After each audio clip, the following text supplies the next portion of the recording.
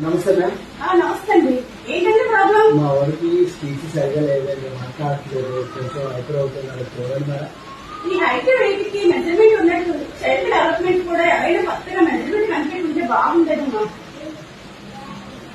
ఏంటో మేడం పెనాకి నుంచి ఎవరో వచ్చారు మిమ్మల్ని కలవడానికి. అవునా? పెనాకిల జస్ట్ ఆఫీస్ పర్చేసింది మా పెనాకి రమ్మని చెప్పండి అమ్మా.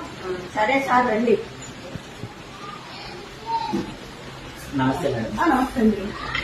ఇప్పుడు దేనికన్నా కానీ ఒక రేంజ్ ఉంది. లైక్ మనం స్పీచ్ కానీ విజన్ కానీ ఒక రేంజ్ లో పెట్టుకుంటాం. నెంబర్స్ లో మనం మెజర్ చేస్తాం. దాని ద్వారా మనం ఆర్టిజన్ కూడా ఒక నెంబర్ అనేది మన beloved CEO madam, CEO sir కూడా ఇంట్రడక్షన్ అనేది ఇచ్చారు రీసెంట్ గా. దాన్నే పెనాకి ఎబిలిటీ స్కోర్ అని చెప్పి రీసెంట్ గా ఇంట్రడక్షన్ ఇచ్చారు. దానివల్ల ఏంటంటే దాంట్లో 7 ఇండెక్సెస్ ఉంటాయి. School readiness, self efficiency, main stream.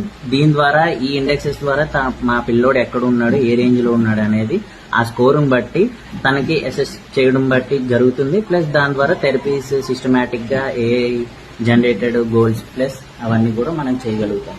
దీనివల్ల కిడ్ కి ఏ రేంజ్ లో ఉన్నాడు, ఎంతవరకు క్యూర్ అవుతాడు, ఎంత టైం పడుతుంది అనేది కూడా డీటెయిల్ గా తెలుస్తుంది. గుడ్డమ్మా, బాగుంది ఎబిలిటీ స్కోర్ అనేది. నేను ఈసారి నా కిడ్స్ ని పెనాకి కాన్ఫిడెన్స్ తో కూడా నేను పంపించగలుగుతాను. Thank you. థ్యాంక్ యూ అండి.